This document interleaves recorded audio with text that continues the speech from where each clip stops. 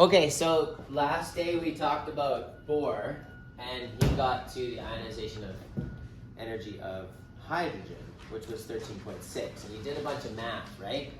And he had that, do you remember he did that little jump? What was the little jump that he made? The quantum. The little quantum jump. And what was the formula there? Do you remember? Oh. MVR squared equals and H over 2k pi. Why do you remember? You're not even in this. What is it? MVR equals? N times H over 2 pi. Like that? Well, yeah, and both sides. Okay, so that's his, this is Bohr's like, This man's got brains. Wow. yeah, he's smart. This is Bohr's quantum, oops.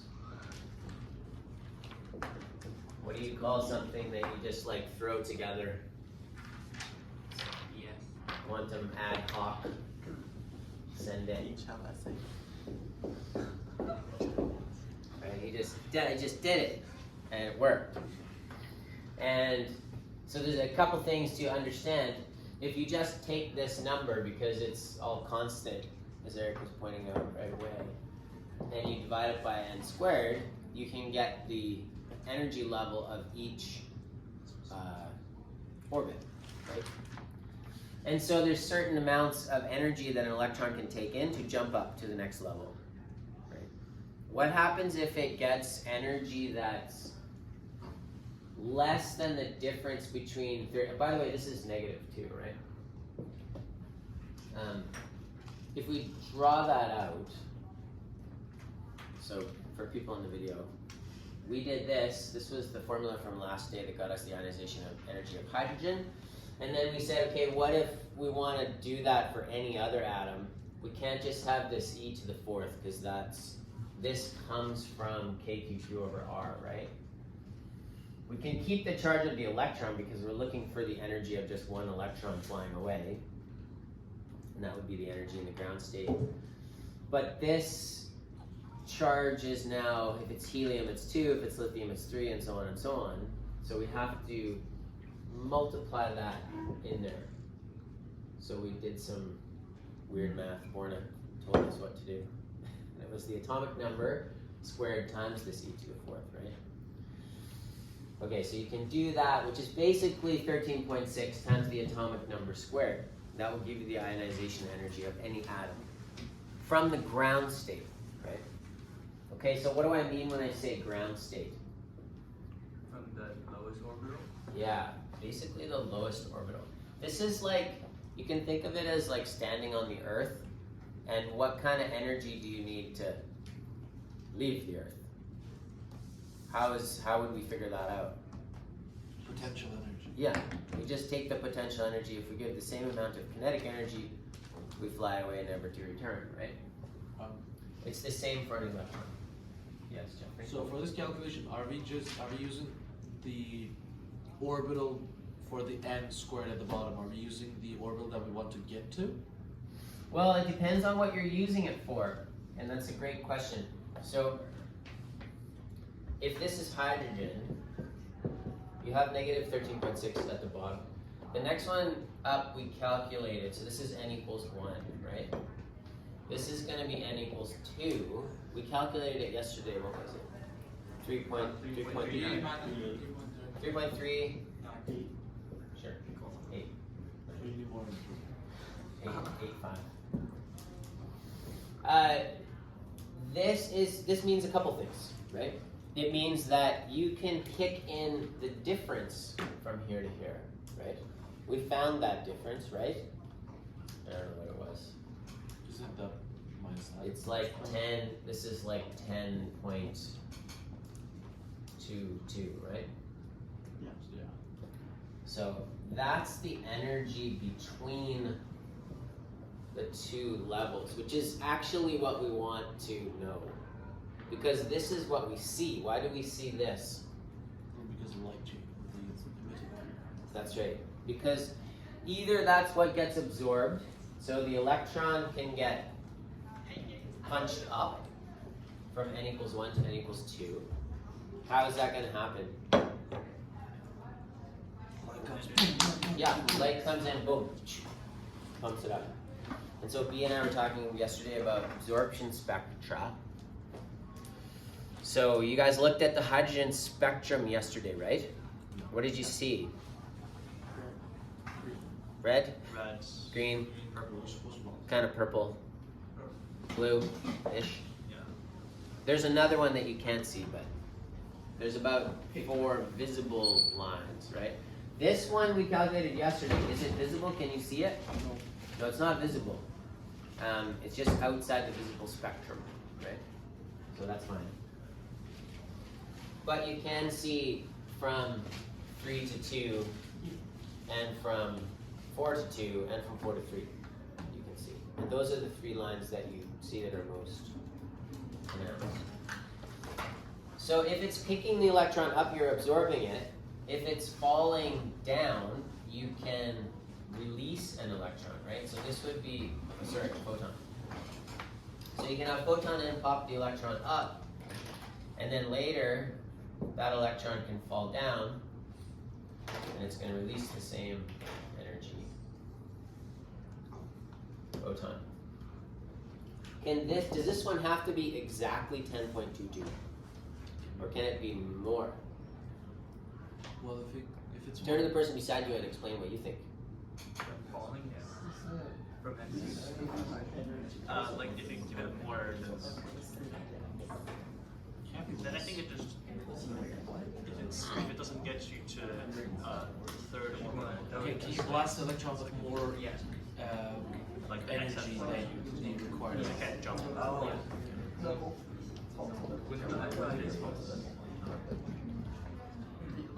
No, but where does that So my question is, we know that the electron can't exist in the the speed speed of of light. sound. Yeah. So It goes towards like kinetic energy. wait, I mean, will it even absorb more than 10.22? No. So that's the question. Can this electron absorb more than 10.22? No. The answer is yes. What? What happens to it if it does? It ceases to exist. Kinetic energy? It will cease to exist, but, well, in between the layers it doesn't exist. But it can go up to the next level, right? So if it has the right amount of energy to pop up to 3, it can do that. What if it has more than 13.6? It flies. Then it has kinetic energy, right? So the excess is given as kinetic. Wait, so is that its release or exit velocity? Yes. Well, it's exit kinetic energy, which you can get the velocity from. Now, what about this one? Can this one falling down release anything other than 10.22? No. No. Has to be exactly this, right? That's why the emission spectrum is fixed. That's why you saw just those lines yesterday. Okay, now, there's a couple things here. So this is absorption and emission. Is the next level gonna be the same distance up? No. No, it's gonna be much closer, right? What about the one after that? Even closer. Even closer, right? Yeah. Okay, and then what after that? Even closer. And the next one, even closer. And you get, how high can I go with the n? I can go to infinity. But the difference between infinity and like 100,000 is almost nothing, right? The difference in these levels is so small as to be negligible. Okay, you don't really see them. So if it drops from here to here, you get a very small photon. Right? And from here to here, you get a bigger photon. Here to here. But you can also drop from here to here. Yeah, photon out. Does that make sense? So you can drop from any level to any level. Are you ever going to create a photon that's bigger than 13.6? Can't. There's no energy there. You can only draw on the 13.6, that's it. Okay. The emission spectrum that you saw yesterday is from this one and that one. But there's also a series that lands at the bottom that you can't see. That's called the Lyman series. Something. You can't see it. Do I have that right? There's I think so. the one in the middle that you can see is called the Balmer series. Yes. And one of them is called the Passion series. Yes. I can't remember the Lyman or the Passion which one it is, but it doesn't matter. And there's these shorty ones up here you can't see either, because they're less energy.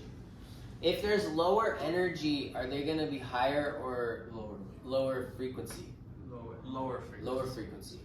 So longer wavelength, right? Shorter wavelength. Here. Okay, Penta. I'm a little confused. If you can the electron absorb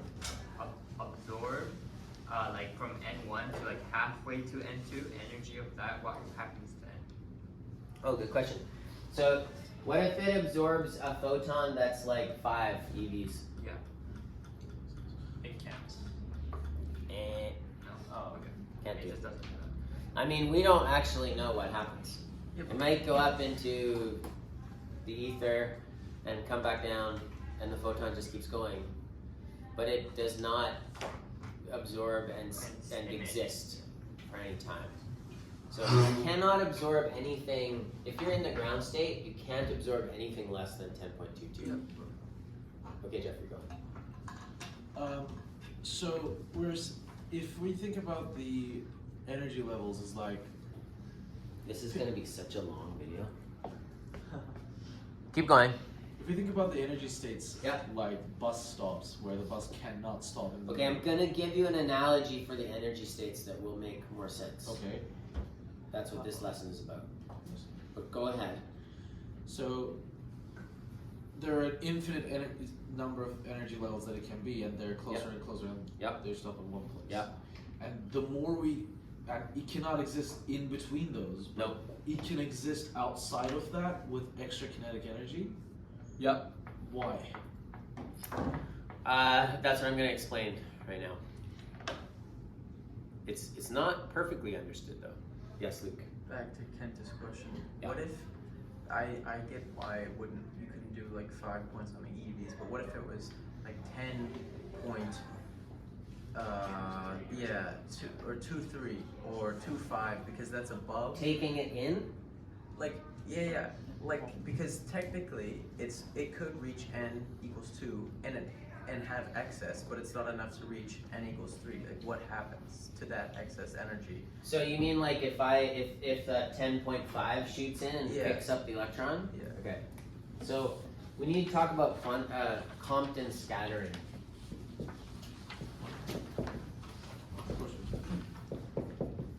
This will hopefully help. Okay, so you have an electron, let's say, and it's sitting here.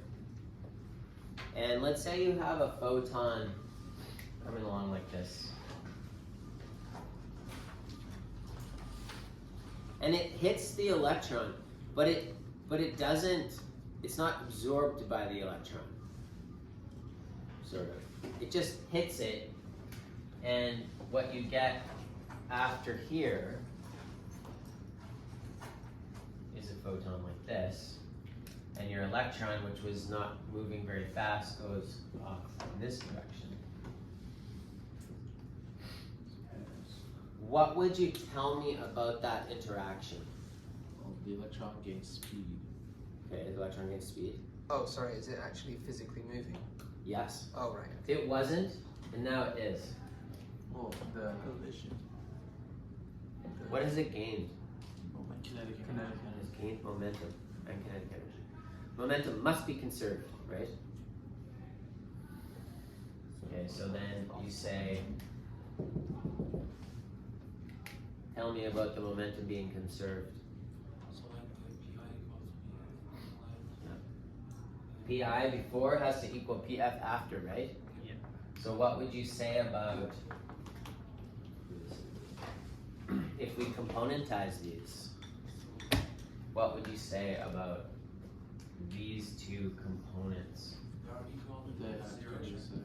Yeah, this PY this Py. These two have to be equal, right? Yeah. What about these two? They have to. The sum of the horizontal P at first. These two have to add up to what you had before, right? Uh-huh. Okay, that begs the question, what is the momentum of a photon? Doesn't have mass. Do you know what it is? It does not have mass, Isn't it just equal to the energy? but it does have momentum. So we're going back to Einstein now. In like the Oh, quantum yeah. test about this. Oh, I have him here actually. He's got a message for you. Wait, doesn't this only work if we say that? His the hand light used to is- wave back and forth, but somebody broke it. Say that again? Doesn't this only work if we assume that a photon is a particle? Yeah, Okay. that's it. This is Einstein's original equation. And most people know the matter form of it, which is E equals mc squared, right? So for a slow moving piece of matter, this disappears, right? Not much momentum. So it's just E equals mc squared. But for a photon, it's the reverse. Photon has no mass, right? So for a photon, you say,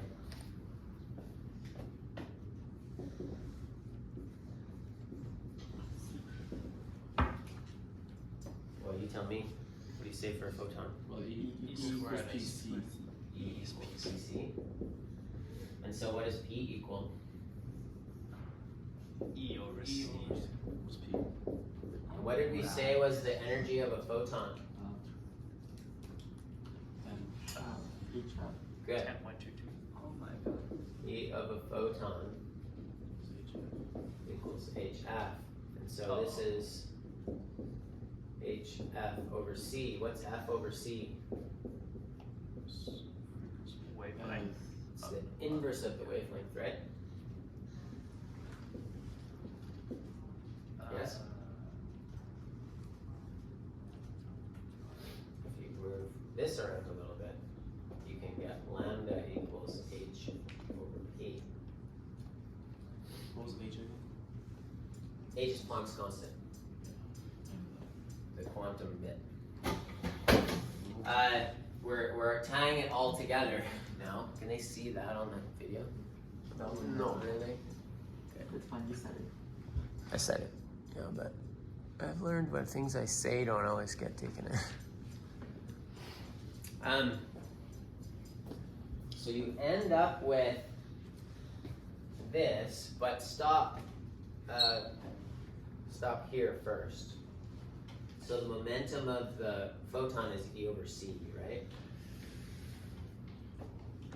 This momentum, like these two, have to be equal, right?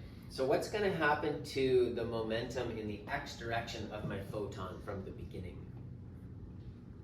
Is this going to be bigger or is that going to be bigger? First one. This has to be bigger, right?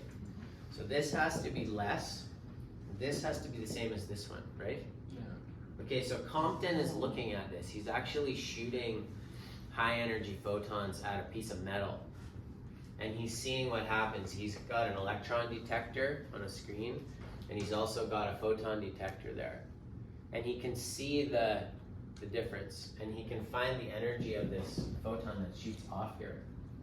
And so you look at theta here, and I think he called this psi or something like that. Those two have to jive with momenta, right? And he found that they did. So this wavelength is different after scattering. And these two angles, they show perfectly with conservation of momentum. Wait, so are they the same? No, not necessarily the same, but they have to be, this has to be equal to that, momentum-wise, right? Okay. But this momentum is not mv. This momentum is E over C, right? Yeah. Why doesn't the x component have to be? Or don't they? Well, these two have to equal to what this was before. Yeah. They don't have to equal each other. Oh, okay. They don't have to equal each other, no. Alright.